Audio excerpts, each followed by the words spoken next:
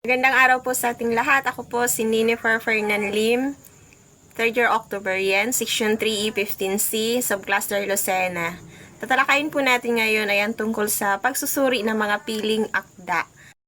Isang akda ni Dr. Jose Rizal na pinamagatang liham sa mga kadalagahan sa Malolos, Bulacan. Ano ba ang nilalaman ng liham na ito? Ano bang mga nakapaloob dito? Suriin po natin, pero bago po tayo magsusuri sa liham na iyon, ano muna ang dapat nating gawin? Paano muna natin suriin ang isang piling akda? Anong mga bahagi ang dapat suriin sa isang akda? Anong mga mahalagang datos ang dapat tandaan sa pagsusuri ng isang piling akda? Talakayin po natin. Ang pagsusuri ng mga piling akda ay isang masusing pag-aaral o pagsusuri ng mga tiyak na akda, tulad ng tula, maikling kwento, nobela, sanaysay, o iba pang anyo ng panitikan. Layunin nitong tukuyin, suriin at ipaliwanag ang iba't ibang elemento ng akda, pati na rin ang nilalaman, istruktura, estilo at mensahe nito. Karaniwan, ginagawa ito upang mas maunawaan ang kahalagahan ng akda sa konteksto ng panitikan, lipunan at kultura.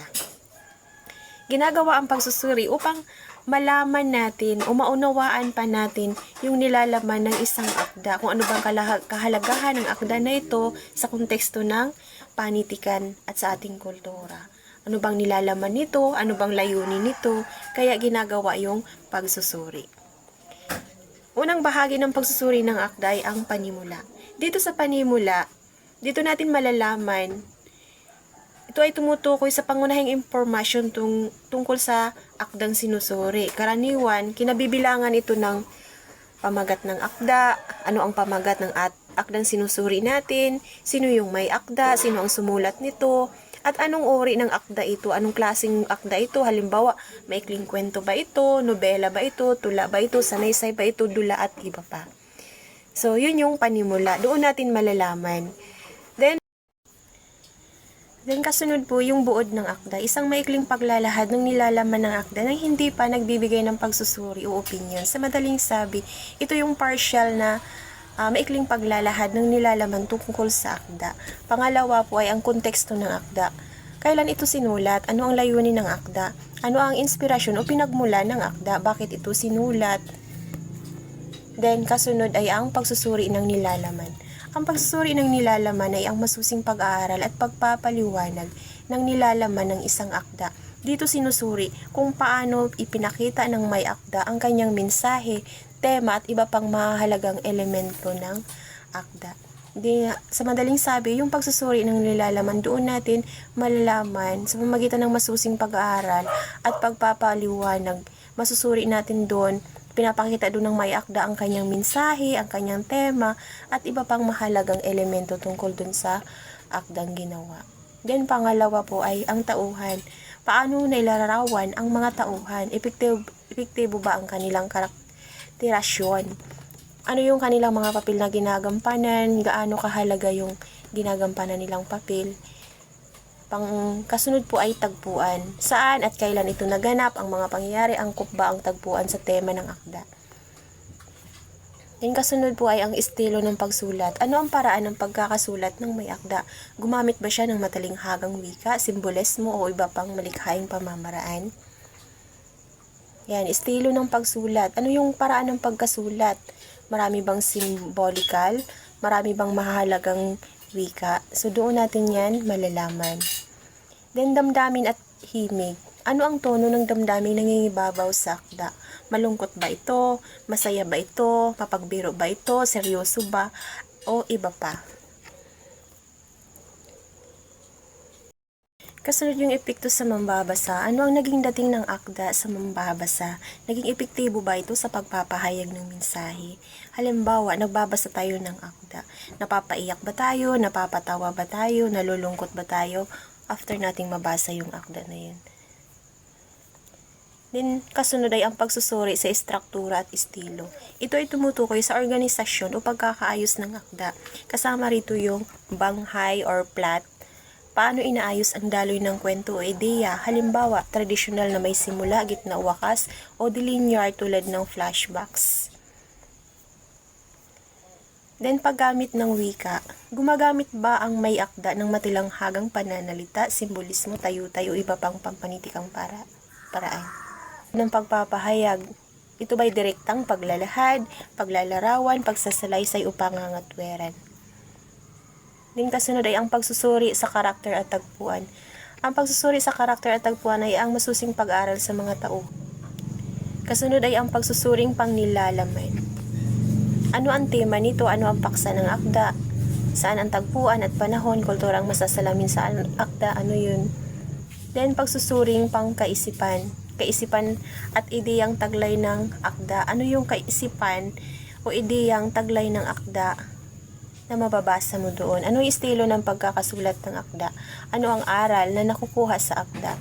Yun ay napapaloob siya doon sa pagsusuring pangkaisipan. Isa pang dapat nating tandaan na ang pagsusuri sa isang piling akda ay hindi siya limitado. Ibig sabihin, wala siyang limitasyon, depende sa atin kung ano yung gusto natin or kung ano yung layunin natin, bakit natin sinusuri yung isang akda, kung ano yung nais nating malaman tungkol sa isang akda. Kaya ang pagsusuri ng piling akda ay wala siyang limitasyon. Isipan. Ngayon, talakayin natin or suriin natin ang piling akda ni Jose Rizal tungkol sa ang liham sa mga kadalagahan sa Malolos, Bulacan. Sa panimula, ano ang pamagat ng akda? Ang pamagat ng akda ay ang liham sa kadalagahan sa Malolos. Sino ang may akda? Si Dr. Jose Rizal. Ori ng akda, ito ay liham, panunuring sanaysay. Ang buod ng akda, ang liham sa mga kadalagahan sa Malolos ay isinulat ni Dr. Jose Rizal noong 1889 bilang tugon sa 20 kababaihang Malulenya na nagpetisyon para sa karapatang makapag-aral ng Espanyol.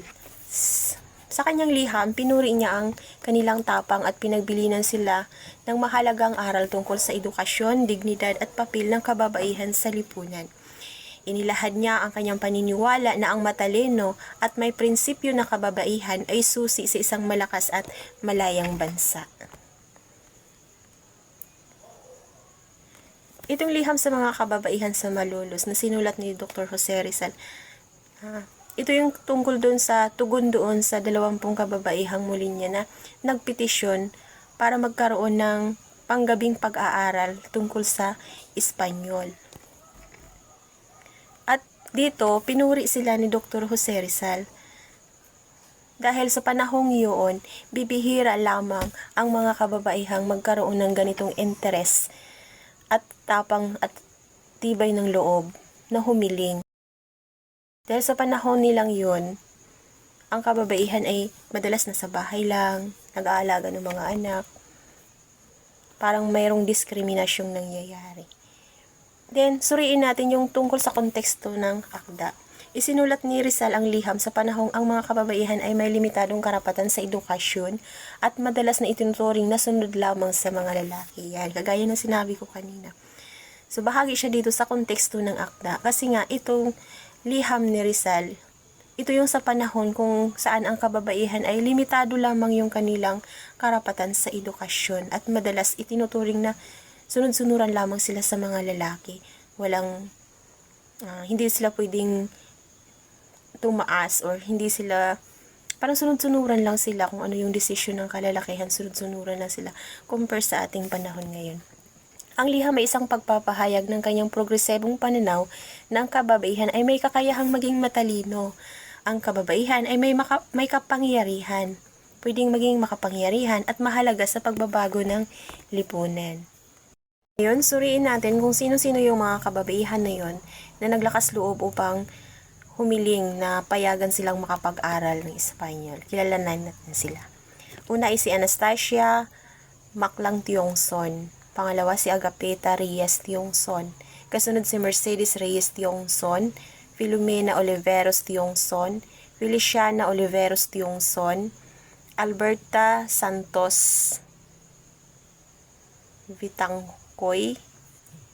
Kasunod ay si Elicia Tantoco Reyes, Juana Tantoco Reyes, Leoncia Santos Reyes, Olympia San Agustin Reyes, si Eugenia Mendoza Tanchanco, Aurea Mendoza Tanchanco, Teresa Tiongson Tantoco, si Mariat Yongson Tantuco. Sila yung mga kababaihang ang gagaling nila nung naglakas loob sila na humiling na makapag-aral. Sa atin kayang panahon ngayon, mabuti na lang isinilang tayo ngayong panahon na kung saan pantay-pantay na ang lalaki at babae at malaya na tayong mga kababaihan na makapag-aral. At higit sa lahat, naririnig na rin ang ating mga boses at pinapakinggan na rin. May karapatan na rin tayong yung mga discrimination dati sa ating mga kababaihan ay hindi na nararanasan ngayon. Ngunit muli po, maraming salamat